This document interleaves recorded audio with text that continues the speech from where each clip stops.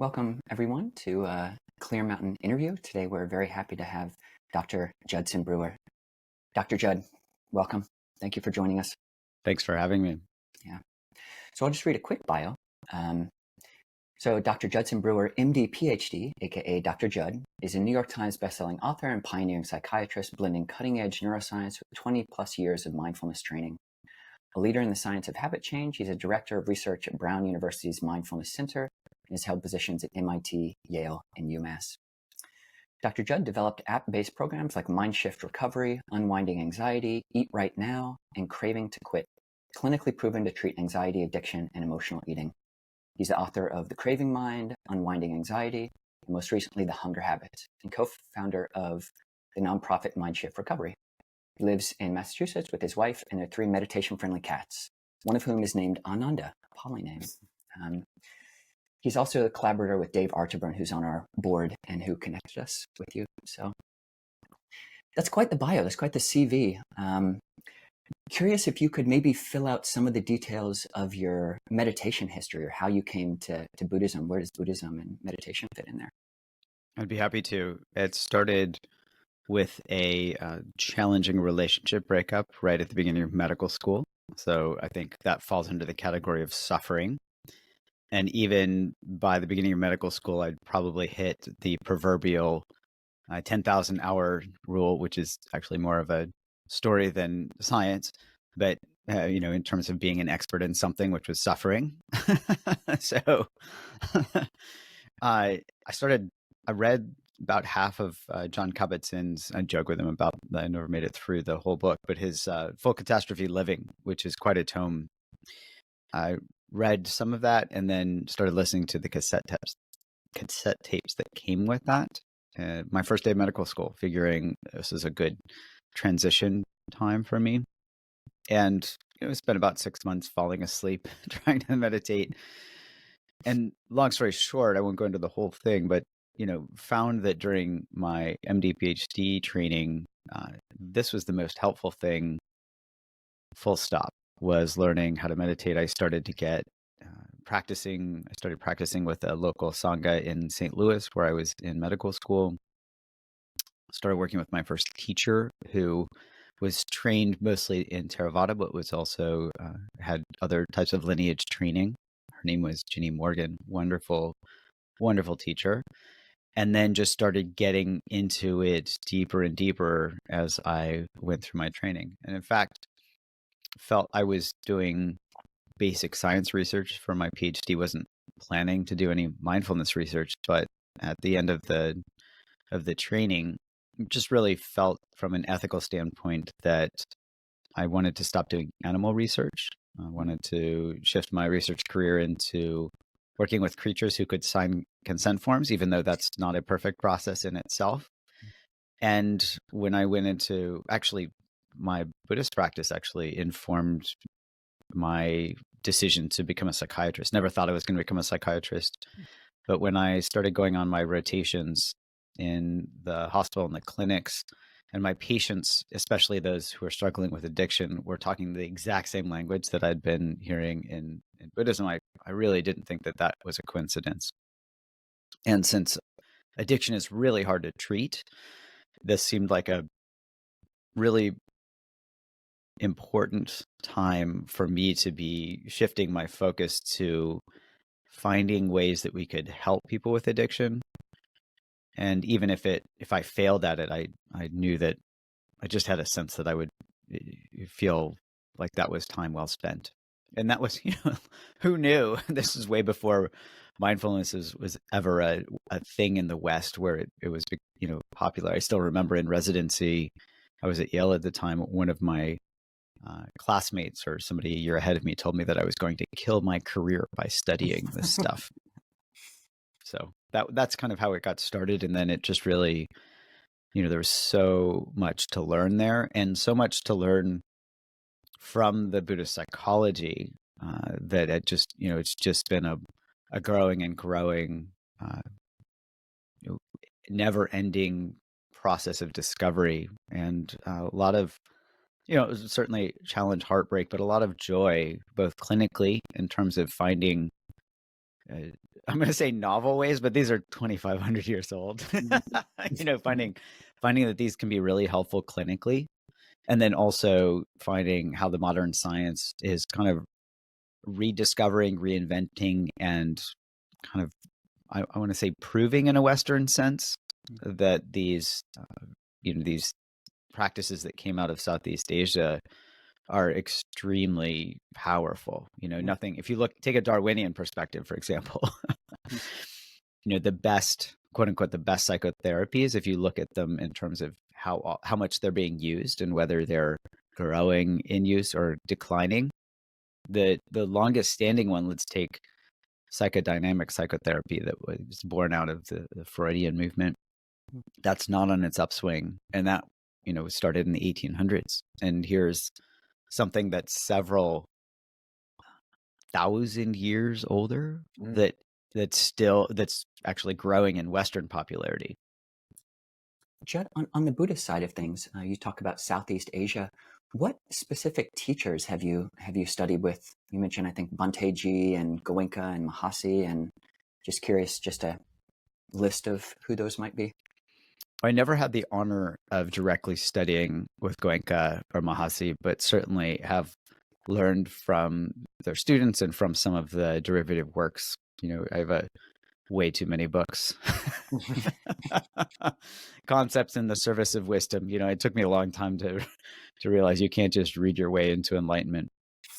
So I've worked with teachers, and my current teacher is Joseph Goldstein, who, is, as you probably are very familiar, has studied in Southeast Asia and he's studied directly with Goenka, but also with other Theravada teachers, as well as worked closely, studying Tibetan Buddhism, for example. So, I've mostly worked with Western teachers, but I'm, currently working with a monk from Sri Lanka. And so just really, everybody's path is so unique. Maybe this is where the 84,000 Dharma doors phrase comes in with Zen, but really steeped, my basic foundation was in Theravada. And I attribute that to my conditioning around having a mind that is very scientifically oriented. And I think Theravada is very, is set up that way. But that's just my naive view. Y'all are the experts. We agree. It's extremely precise and pristine. And just to sort of follow up on that, how prevalent do you believe this acknowledgement of synchronicity and resonance between psychology, psychiatry, neuroscience, and the ancient Buddhist teachings is in the field right now? If you had to kind of give us a line graph from 20 years ago to now, how many psychologists are at least acknowledging this kind of alignment or interested in it? I would certainly say that the line graph in terms of interest is really, they talk about these hockey sticks where things are growing somewhat exponentially. They might be tapering off a little bit, but they've certainly over the last decade or so really grew exponentially. I attribute that a lot to, if something works, people are eventually going to find it. And with CBT, which I was formally trained in CBT, had a very good instructor who was trained by Beck himself and in residency. And so, really learned CBT, but also learned the limitations of, the cognitive approach. There's a quote attributed to Einstein, you can't solve a problem from the same level of consciousness that created it. It's probably more of an internet, meme than an actual quote, but the idea still holds a lot of resonance where, you can rephrase that as we can't think our way out of a paper bag. As one of my friends, Jeff Walker, used to say, we can't think our way out of a paper bag. So here, we have to really find what works, and thinking our way out of problems hasn't worked with cognitive behavioral therapy yet. And I'm not holding my breath that it will. Yet, when we do the research on really getting at, deeper fundamental, let's say, mechanisms, the modern neuroscience is it is lining up so beautifully with the ancient Buddhist psychology. It's uncanny. Mm. And the way I think of that is, you can think of it as, it's not really old wine in new bottles, but more Western scientists are finally getting up to speed on science that's been there forever. If you call it science, you call it whatever you want, but processes, in terms of how the mind works, that have been there forever, and the explanations have been there. And it's now being framed in Western scientific language, which makes it more accessible to people in the West because that's the language that they speak. One nice thing about that is, often in science, to get tenure or whatever, you have to kind of come up with something new, then put your name on it, and then you spend the rest of your life defending it, which then moves somebody outside of the realm of being a scientist and into the realm of being an evangelist, a self-evangelist. That's problematic, to say the least, for science, because as soon as we start believing our own hype, we've lost our curiosity and ability to really see things for what they are. I think that phrase might resonate. Mm. And for me, it's been a real joy and privilege and honor to be able to step back and say, these aren't my theories. I'm just testing this thing, see if it works. Oh, it happens to work again. So Dr. Judd, if I mean, I know Freud famously said, the best I can do is change your normal human unhappiness or neurotic misery into normal human unhappiness. And, in terms of the limits of, I mean, I think cognitive behavioral therapy, can do more than that. But in terms of these deeper mechanisms which Buddhism speaks to, which allow us to get out of the paper bag, so to speak, but what are they, and how would you say one can use those mechanisms? Perhaps mindfulness, samadhi, sila. I'll let you dive into that. How practically does one use them to overcome, say, the most coarse form of craving, which would be addiction, which you specialize or have specialized in?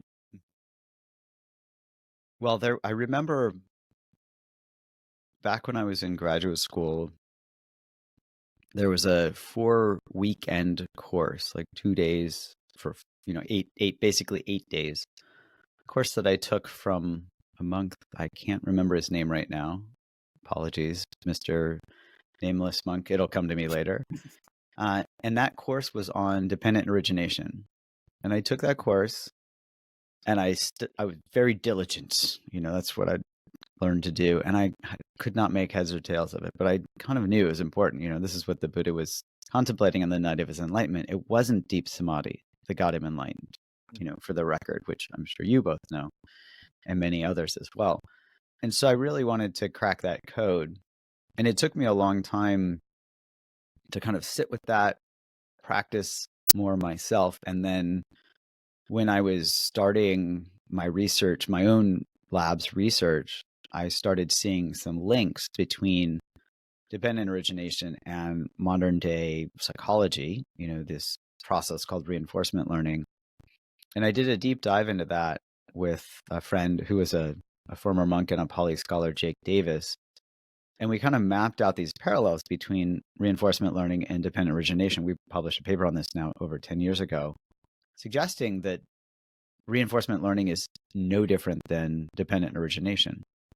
It's not described as these classical 12 links, and it doesn't need to be, because you can look at, well, from a modern perspective, I'd love to hear your perspective on how critical it is to be aware of all of these links, or any particular link at any one time.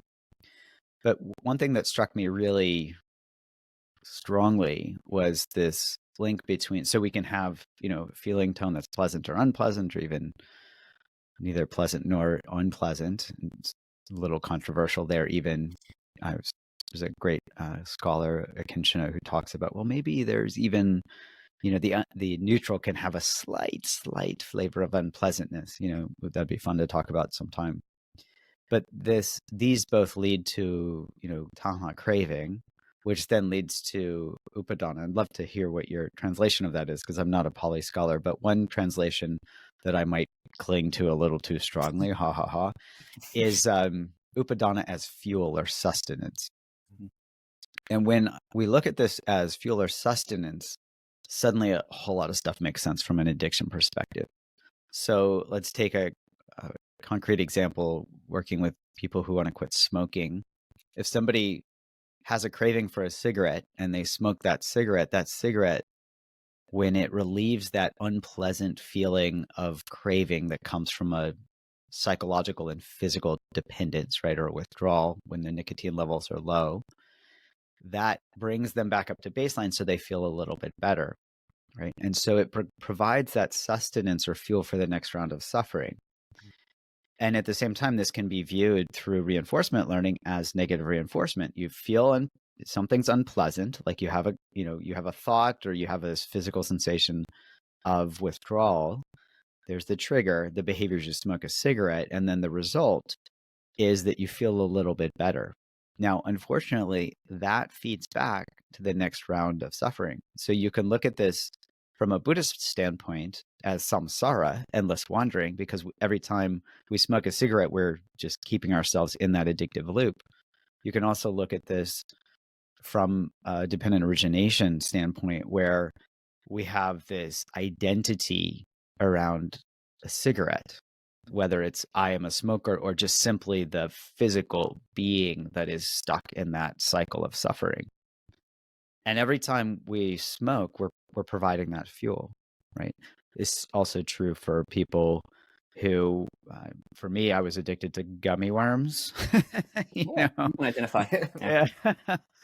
And so whether it's smoking, whether it's eating, whether it's even anxiety, where we can get stuck in the cycle of worrying as a mental behavior, or social media, or shopping, or porn, or, you can just see how this extends to touch just about every aspect of humanity, where, I don't think I'm overstating this.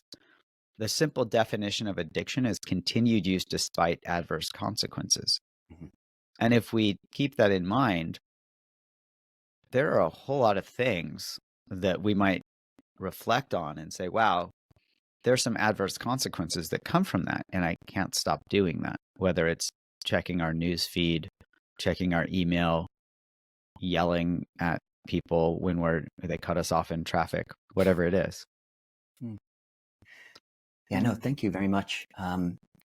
Yeah, in general, our tradition, the forest tradition, in terms of the way that we look at dependent origination, Ajahn Chah, kind of our teacher's teacher, has this great quote that, it's kind of like falling out of a tree. Once you fall off of the branch, you don't have to count all the branches on the way down. You just know when you hit the ground, it hurts.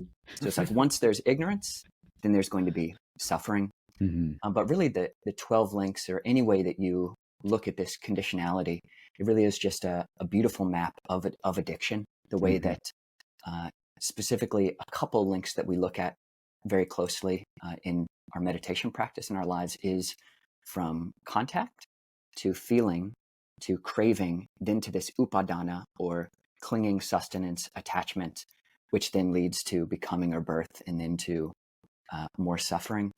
But that upadana, which is clinging, sustenance, also attachment, that's very much kind of the heart of addiction when you feel addicted and attached in this way. And as you rightly note, your book, The Craving Mind, is a great book. Would recommend that to anyone who's open to it. You talk about all sorts of different ways that you can be addicted. You talk about addiction to distraction, addiction to thinking, and addiction to self. And I think this kind of ties into one of the areas of your research, which I found really fascinating, is into the default mode network. Could you speak a little bit about your fMRI research, and what is the default mode network, and how does that relate to a sense of self and our compulsion to self? I'd be happy to. And before we go there, I just want to put a positive spin, so to speak, on this loop of dependent origination. For those that aren't familiar with a much less known sutta on transcendent dependent origination, which I'm sure you're both familiar, I love this because it takes 11 of those 12 links. It replaces the last one, which I think is something like death and rebirth. You can correct me here. Death, The one, suffering, sorrow, lamentation, pain, grief, and despair. Yeah. okay, there we go. Just the whole gambit. Yeah. Yeah, so it kind of summarizes that as suffering and then says, hey, that's actually a springboard for faith or confidence. Yep. Which, wait a minute, suffering as a condition for faith or confidence. How can that be so?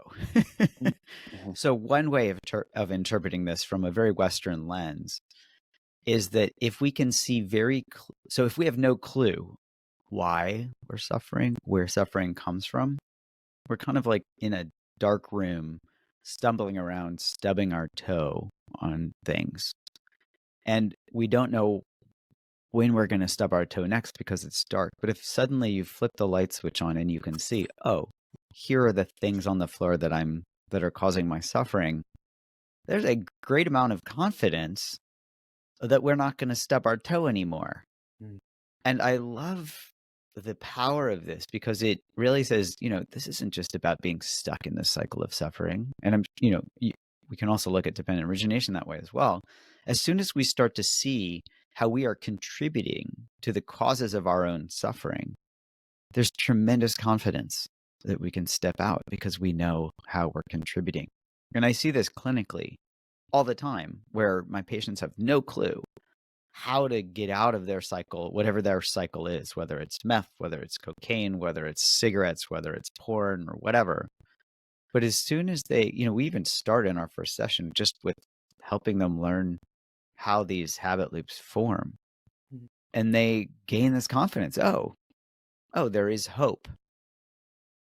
So is the mechanism that Buddhism provides that's unique beyond thinking our way out of the paper bag just a framework that allows mindfulness to be brought in so that one can understand the loop they're stuck in, and that's enough, seeing it clearly within an accurate framing to step away from it or at least let go from. Is that the tool? Well, I would say that's the first step, and you all may be able to articulate this better than I. That may be the first and sufficient step. It may be for others, it may be the first and condition creating step where it creates the conditions for these further links of transcendent dependent arising. And those may be one and the same. I'm thinking about, there's also a passage, one of my if I could only be allowed to remember one phrase from all of the suttas, it would, and I haven't read them all, so maybe there's another one that's better, but you tell me. This phrase around exploring gratification to its end. The Buddha says something like, it wasn't until I explored gratification to its end that knowledge and vision arose. And Bhikkhu Bodhi actually wrote a beautiful commentary in his anthology, In the Buddha's Words, about the, what is it? The something, danger and escape. And escape, yeah. Yeah, say it again. The gratification, the danger, and the escape. Right. Gratification triad, as it's called. Oh, yeah. Love it. Yeah. So that gratification triad is so key. And I actually use this clinically, where exploring gratification to its end, right? What does that mean? Well, pragmatically, it means not turning away from the direct experience of whatever our behavior is. So, for example, a patient, if I have a patient who wants to quit smoking, they've already tried to tell themselves to stop smoking, right? We can't think our way out of a paper bag. We can't think our way into stopping, quitting cigarettes, but we can feel our way in. And the way we can feel our way in seems crazy when, I as a physician tell my patient to smoke, but they're already smoking, so I'm not doing further harm there. I tell them to pay attention as they smoke. All right, I invite them to pay attention.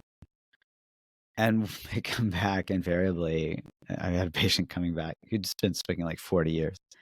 And he's like incredulous.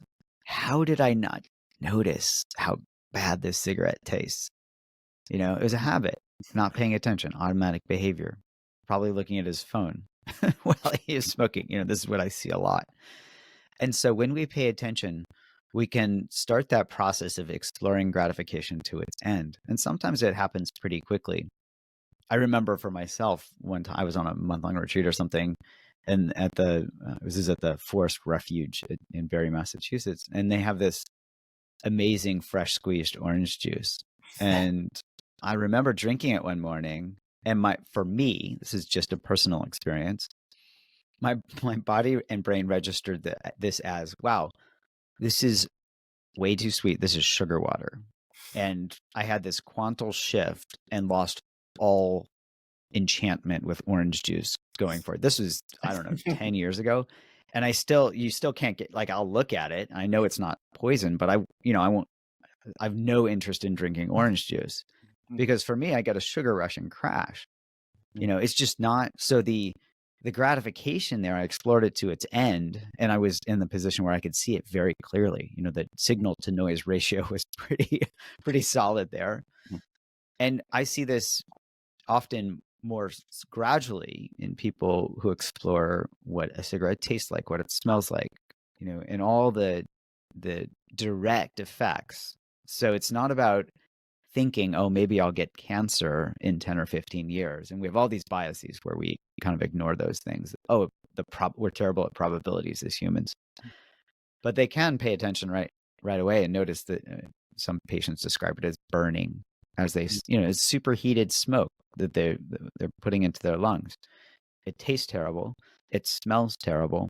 There's nothing that they come back, and I've never had a patient come back and thank me for helping them do that exercise because they realized how delectable cigarettes are. Never once, So that's exploring gratification to its end. It's very practical.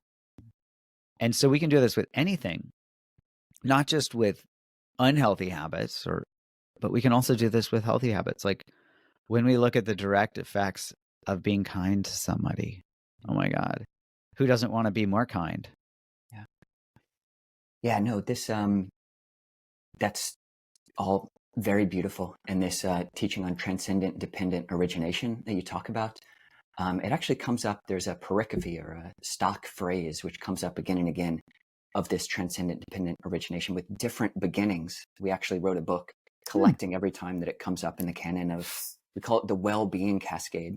So it can be faith that starts this cascade of well-being, or it can be, like you're saying, generosity, or one of the ways that really starts it in multiple ways is yoniso manasikara, or appropriate attention, looking at things in the right way. And maybe just to take that back into this idea of the fMRI research, I'm curious, like it does seem like what these meditators, or the people who can meditate, are doing in these machines, and I'd love for you to describe the background of this, is using this appropriate attention to shift attention away from the obsession with I and self and distraction into a less me-centric mode of being. Yeah.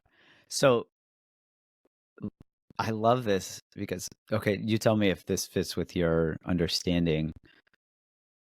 There was a Pali scholar that I asked, the second factor of awakening, brahmacharya, which is often translated as investigation. I said, can that be liberally translated as curiosity?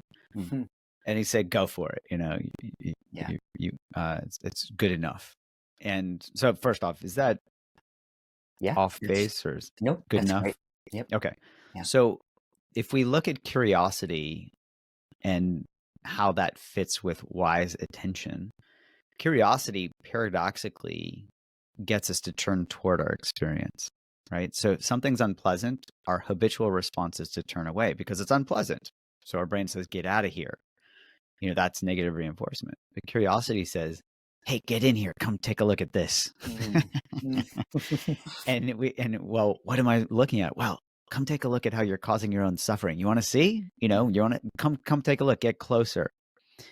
And so we can start to explore how that suffering is coming about and what the direct causes are, right? This is cause and effect, at least the way I understand it. And so, okay, I will get to your fMRI question. So let's talk about how this fits with the default mode network.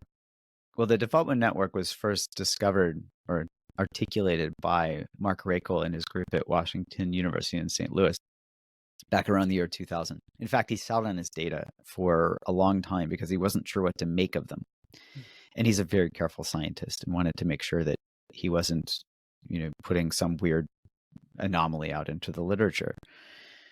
Long story short, he named it the default mode network because this network gets activated when we aren't doing other things. So the task that he gave people that consistently activated this network was a very challenging task. Are you ready?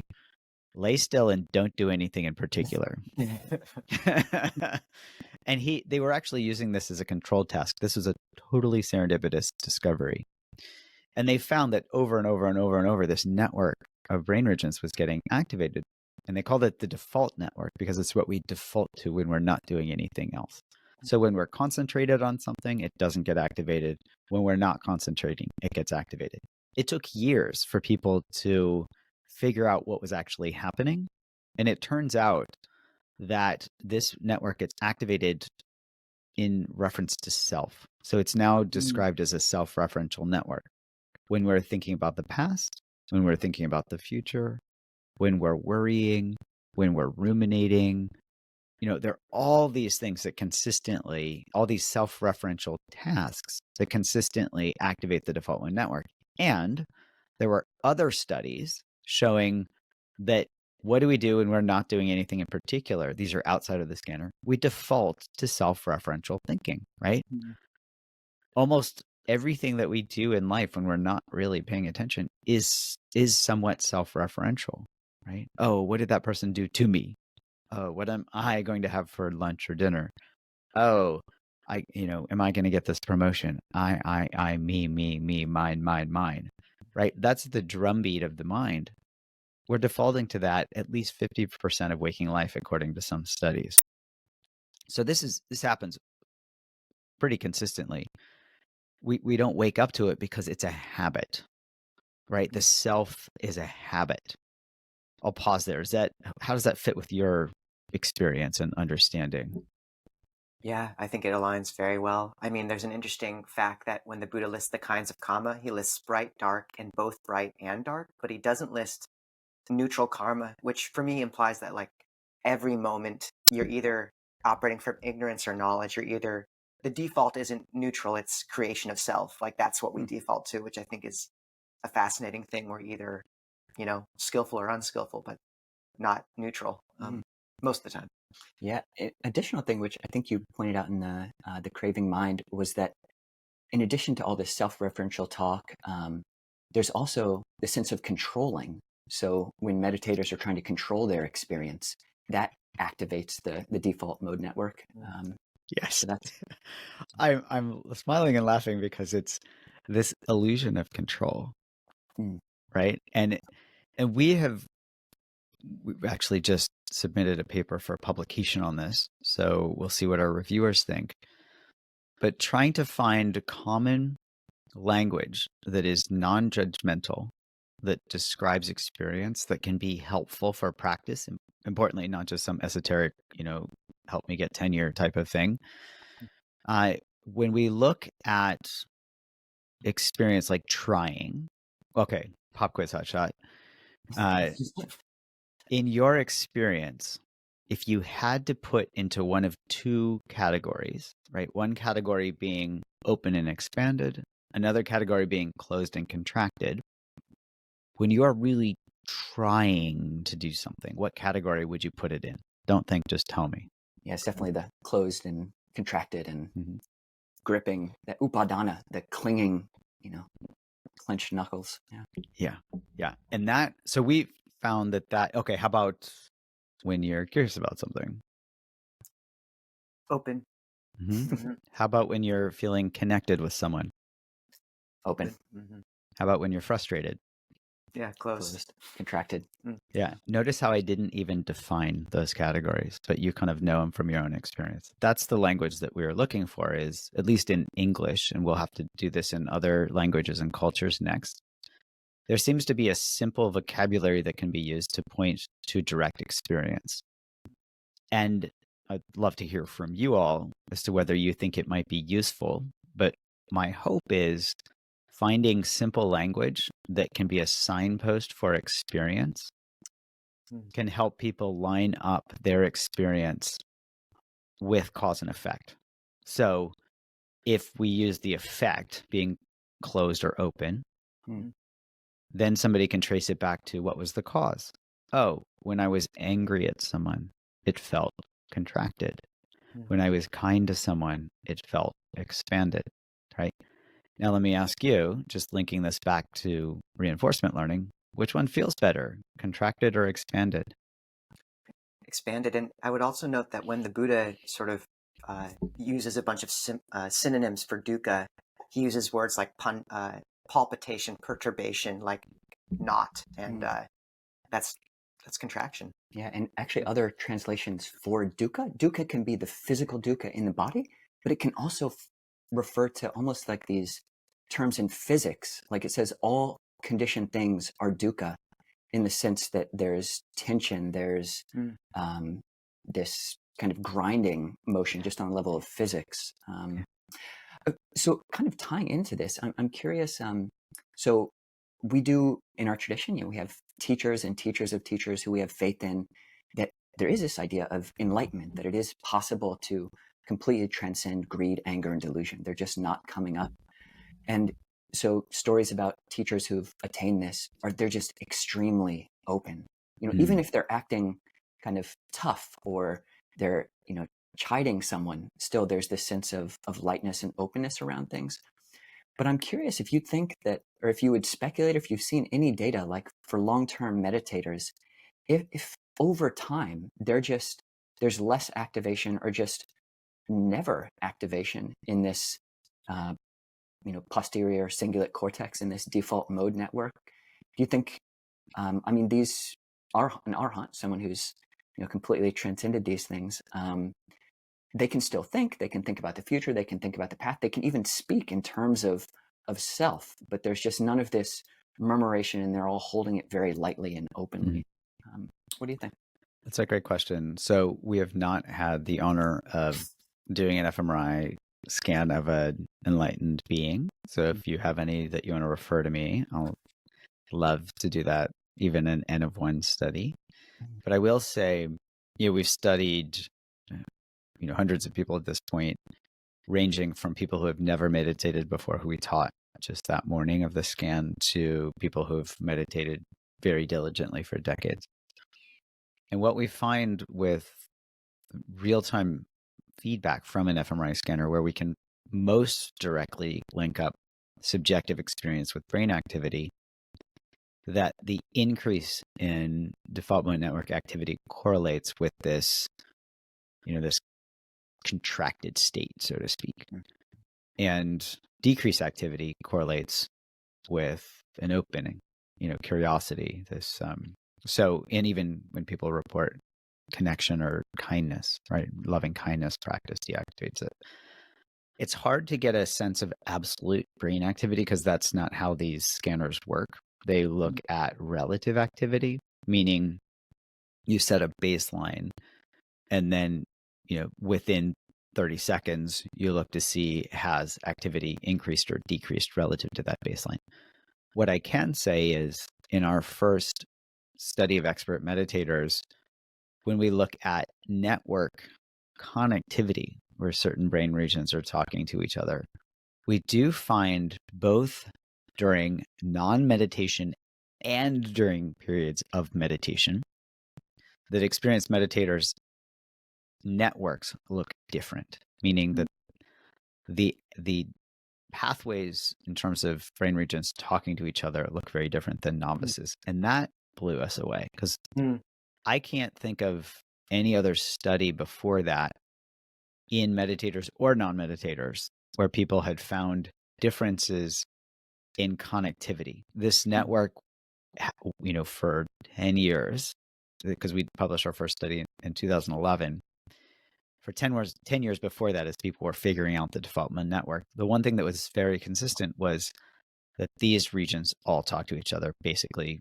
pretty consistently. And we were finding that they were not talking. They were talking to different brain regions and not not connected in the same way that even the novices in that experiment were, or that many, many other studies have shown. So there's something different, both at baseline and during meditation, that seems to be consistent in experienced meditators.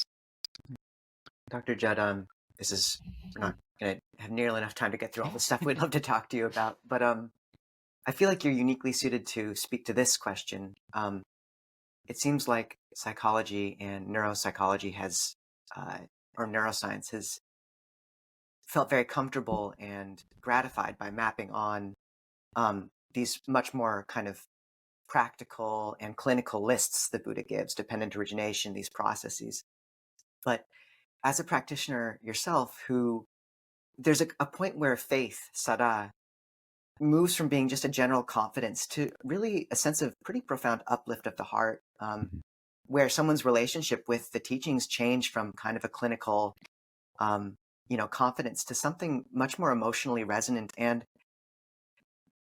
from seeing the difference between those two types of practitioner, I can say, like, it's a powerful factor on the path to see someone really have devotion and surrender, and maybe, and yet I haven't, and Longpa Suchita says we have psychology, the Buddha had cosmology, and that may not be relevant to this discussion, but rather, that sense of devotion, and that's a realm I felt that psychology has been a lot less comfortable wandering into, but I see the effects and the power.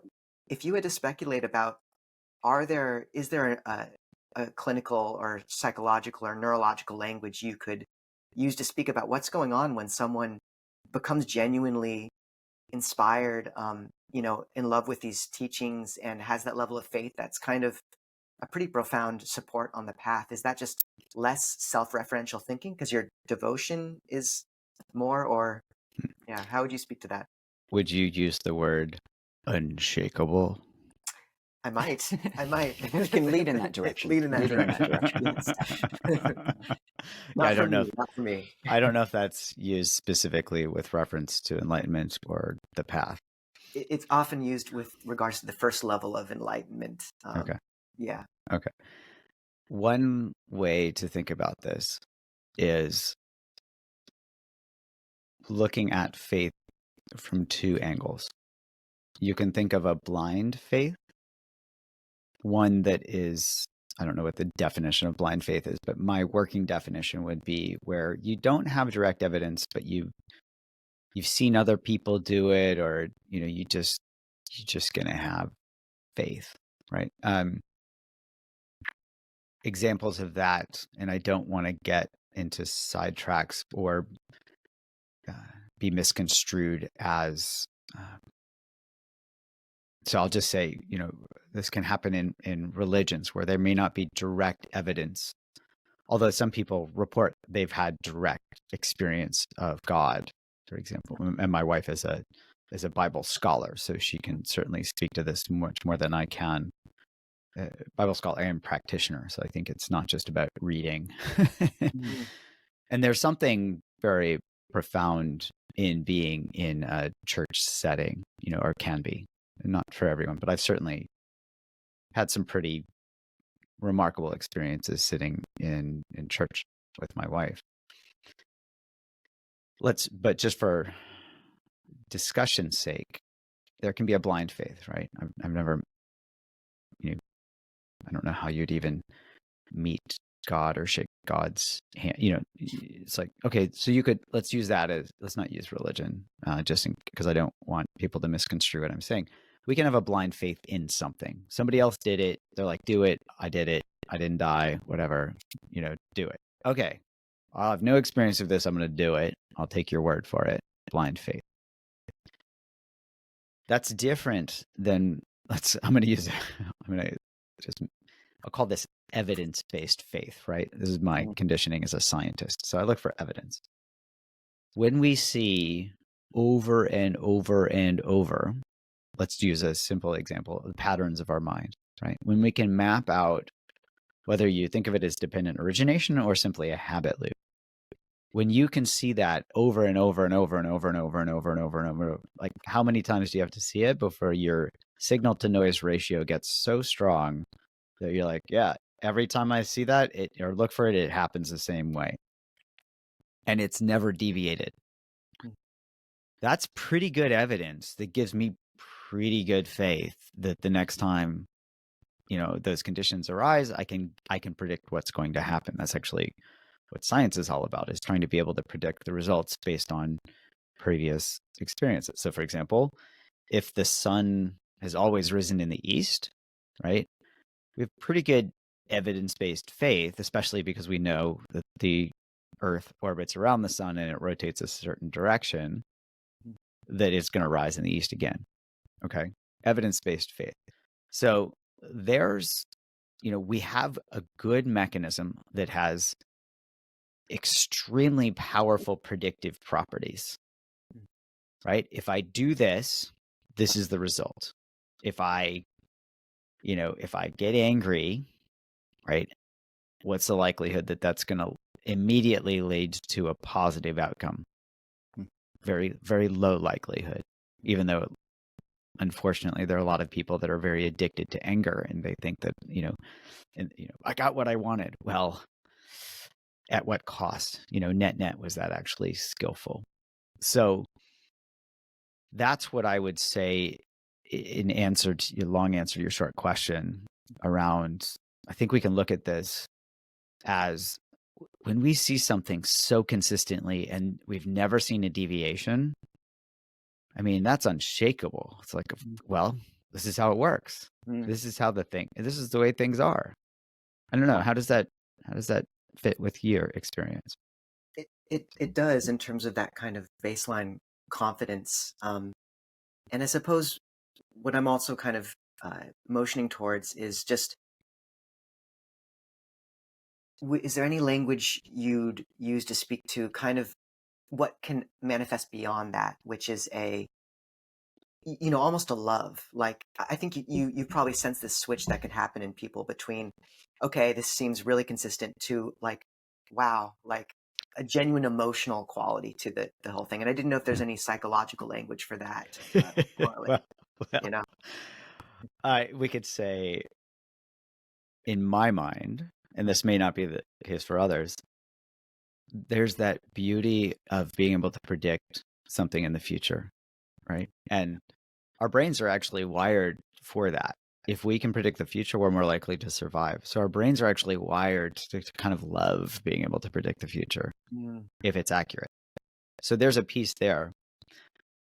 I would say we could probably disentangle this a little bit. I love that the beginning of the Visuddhimagga, tangled in a tangle of tangles. Yeah. And the Pali is probably even better, but even the English translation is amazing. Tangled in a tangle of tangles. We can entangle this and ask, where does that love come from? And I might point back to what the Buddha taught, which is the end of suffering. And so when we can see when suffering ends in this moment through kindness, through non-attachment, what's not to love? I mean, it's just so profound and beautiful and moving. Who wouldn't fall in love with that process? Yeah, Judd, thank you so much. Yeah, you're pointing to so much of Buddhism is framed in terms of dukkha and the ending of dukkha, suffering and the ending of suffering, but there is really a positive formulation of it. There's a Dhammapada verse, is that when the wise person sees that by abandoning a lesser happiness, a more coarse happiness, they gain a higher happiness, a more refined happiness. The wise person abandons that lesser happiness. And that's really, I mean, I've opened up and your apps and your books are really pointing to that, letting go of the lesser happiness of addiction for higher happinesses of, a sense of morality, a sense of generosity, a sense of kindness. And do you think and this may be the final question, and you can wrap things up with this, but do you think it is, all the addiction circuitry is all about dopamine? Do you think when we get to these higher forms of happiness, like the happiness of jhana, of non-entanglement, do you think this is just a subtler form of dopamine, or is it a totally different system? And how far does that go?